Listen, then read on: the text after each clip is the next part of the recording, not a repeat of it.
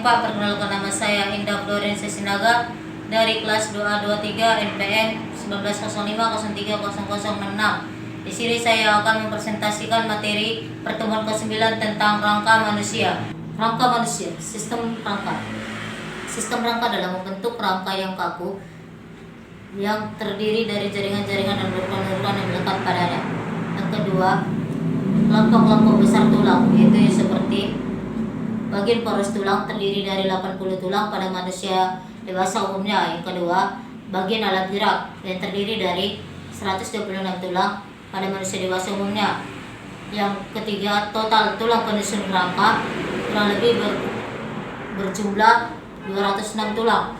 Nah, kemudian fungsi utama tulang, yaitu yang pertama memberi bentuk tubuh, yang kedua rangka memberi kerangka bagi tubuh manusia sehingga menyambung dan memberi bentuk tubuh.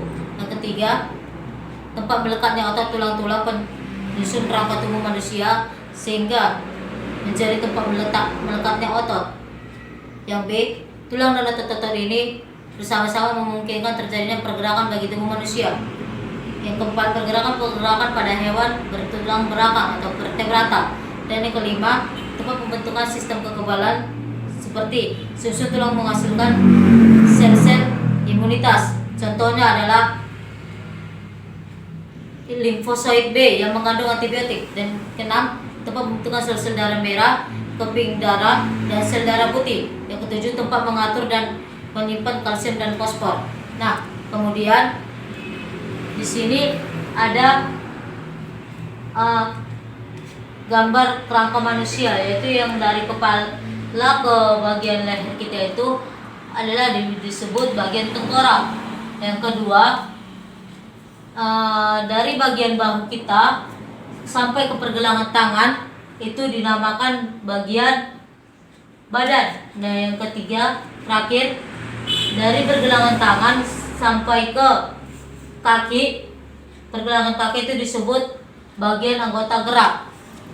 Nah, jaringan-jaringan penyusun rangka tubuh itu yang pertama jaringan tulang keras, jaringan tulang rawan, dan yang ketiga jaringan ikat sendi. Rangka kepala, dari otak kita itu disebut namanya tulang ubun-ubun. Baru ada juga kemudian disebut namanya tulang dahi. Nah, ada juga kemudian tulang baji. Kemudian ada namanya disebut tulang air mata. Baru di hidung kita ini ada juga namanya disebut tulang hidung. Nah, kemudian ada juga tulang pipi. Nah, kemudian juga ada tulang rahang atas. Selanjutnya ada tulang lidah. Selanjutnya itu ada tulang pelipis. Kemudian tulang tengkorak belakang kepala. Kemudian ada namanya tulang rahang bawah. Selanjutnya, rangka kepala dibagi menjadi dua bagian, yaitu yang pertama tulang tengkorak yang berfungsi menjaga otak. Yang kedua, tulang wajah.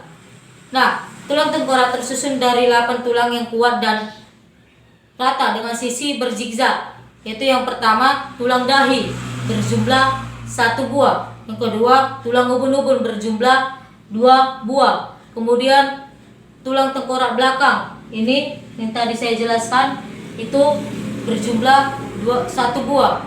Baru tulang baji berjumlah 2 buah. Nah, terakhir itu tulang pelipis berjumlah 2 buah. Tulang wajah tersusun dari 14 tulang, yaitu yang pertama tulang rahang atas itu berjumlah 2 buah, tulang rahang bawah 2 buah. Kemudian yang ketiga tulang pipi itu berjumlah 2 buah. Kemudian tulang langit itu berjumlah 2 buah. Kemudian tulang hidung itu 2 buah. Selanjutnya tulang air mata yang saya sebutkan tadi, tulang air mata itu berjumlah 2 buah. Dan tulang mata bajak itu 1 buah. Kemudian tulang lidah itu berjumlah 1 buah. Nah,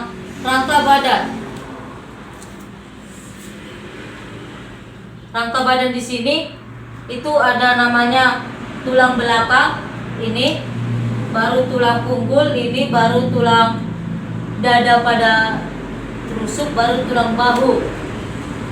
Nah, di sini saya akan menjelaskan rangka badan berfungsi sebagai pelindung organ-organ tubuh yang terletak dalam rangka badan. Misalnya jantung dan paru-paru. Rangka badan tersusun oleh tulang belakang, tulang rusuk, tulang dada, dan tulang panggul. Tulang belakang.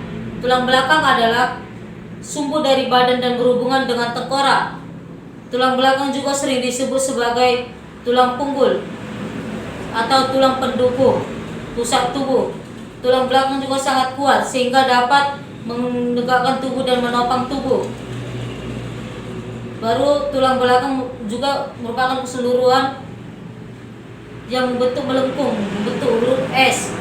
Nah, bagian-bagian dari tulang belakang yaitu yang pertama tulang leher 7 ruas, yang kedua tulang punggung 12 ruas. Tulang dada. Tulang dada ciri-cirinya yaitu yang pertama bentuk pipi agak lebar, yang kedua panjang kira-kira 5 sampai 20 cm, yang ketiga bagian bawah agak mengecil, yang keempat berhubungan dengan tulang selangkang dan tulang rusuk. Bagian-bagian tulang dada yaitu yang pertama tulang dada atas, tulang dada tengah, dan tulang pedangan. Tulang rusuk. Ciri-cirinya itu yang pertama bentuk pipi panjang dan membentuk sanggar, yang kedua jumlahnya 12 pasang, yang ketiga bergabung dengan ruas tulang panggung lalu melengkung keluar dan melingkari ke tubuh bagian depan. Bagian-bagian dari tulang rusuk itu adalah yang pertama tulang rusuk sejati sebanyak 7 pasang, 2 tulang rusuk palsu sebanyak 3 pasang, yang ketiga tulang rusuk melayang sebanyak 2 pasang. Tulang bahu. Tulang bahu itu merupakan tempat persendian dengan bahu. Ciri-ciri tulang bahu tersebut adalah tulang selangkang sebanyak 2 buah, baru yang membentuk huruf S. Yang kedua tulang belikat sebanyak 2 buah, baru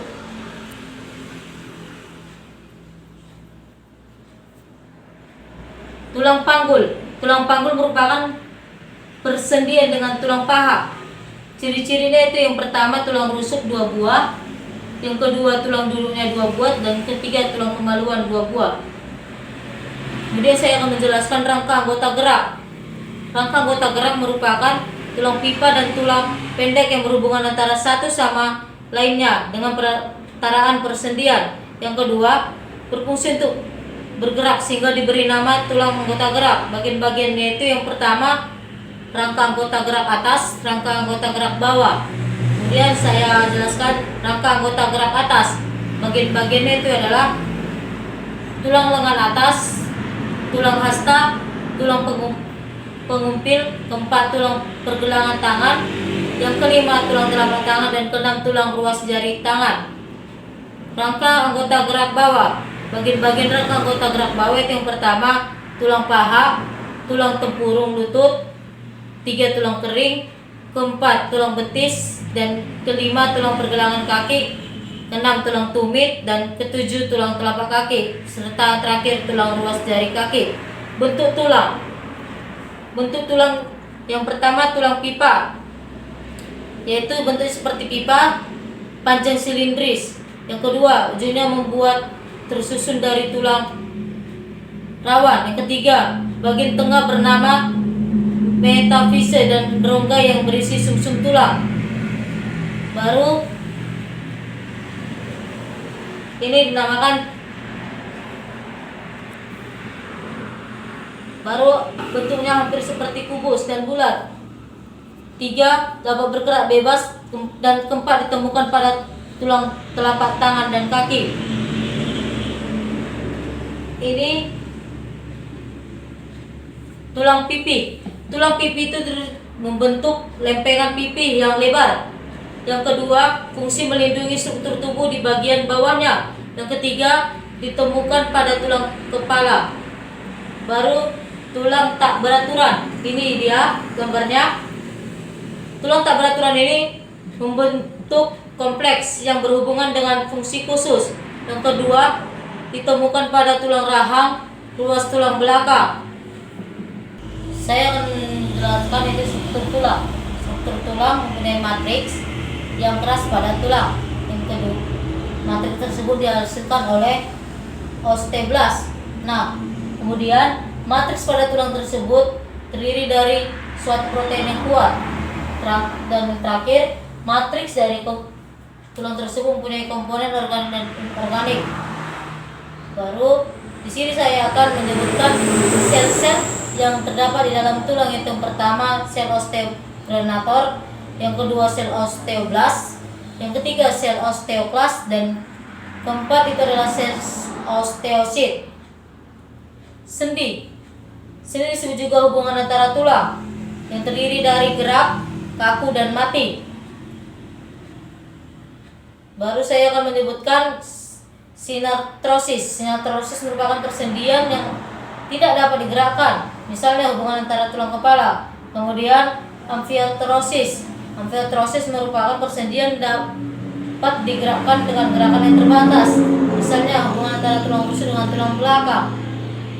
Dan kemudian diartrosis. Diartrosis merupakan persendian yang paling bebas digerakkannya, misalnya hubungan antara tulang rusuk dengan tulang belakang. Kemudian saya akan menyebutkan sendi peluru, yaitu ini gambarnya. Sendi peluru merupakan persendian yang memungkinkan pergerakan ke segala arah. Contohnya hubungan antara tulang lengan dengan tulang hastra. Baru selanjutnya saya akan menjelaskan sendi engsel. Sendi engsel itu ini merupakan persendian yang memungkinkan gerakannya ke satu arah. Contohnya sendi siku-siku antara tulang lengan dengan tulang hasta. Ketiga, sendi putar. Sendi putar itu adalah persendian yang memungkinkan gerakannya berputar. Contohnya hubungan antara tengkorak dengan tulang belakang.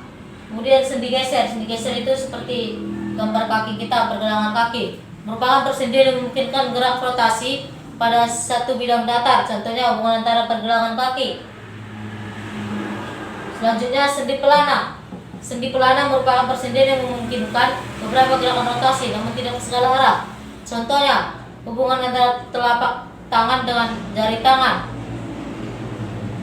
Selanjutnya saya akan menjelaskan komponen penunjang sendi. Yang pertama, ligamen, merupakan jaringan ikat yang menghubungkan antara tulang dengan tulang. Kedua, kapsul. Yang ketiga, cairan sinovial. Dan yang keempat, tulang rawan hialin. Selanjutnya saya akan menjelaskan gerak karena adanya persendian. Yang pertama, eksistensi, merupakan gerak yang meluruskan. Yang kedua, abduksi, merupakan gerak yang menjauhi badan. Yang ketiga, depresi, merupakan gerak menurunkan. Keempat, supinasi, merupakan gerak mengadahkan tangan. Yang kelima, inversi, merupakan gerak memiringkan kepala telapak kaki dengan tubuh. Kemudian saya akan menyebutkan gangguan pada tulang. Yang pertama, gangguan tulang seperti fraktura. Yang kedua, gangguan persendian seperti displasi. Tiga, gangguan lainnya seperti mikropetalus. Dan terakhir itu adalah gangguan pada ruas tulang belakang seperti lordosis. Nah, kemudian di sini saya akan menjelaskan sistem indera. Sistem indera terdiri dari mata, telinga, hidung, dan lidah. Nah, mata terdiri dari, ada di situ namanya sklera, ada iris, dan ada korik. Nah, kemudian yang kedua itu saya akan menjelaskan bagian dari telinga. Telinga di sini terdiri dari malleus dan incus. Ketiga yaitu hidung. Hidung terdiri dari ethmoid dan sphenoidal serous. Kemudian yang terakhir dari sistem indera itu adalah lidah. Lidah terdiri dari body, cep, dan medial sulcus. Sekian dari presentasi saya tentang rangka manusia, Pak. Terima kasih.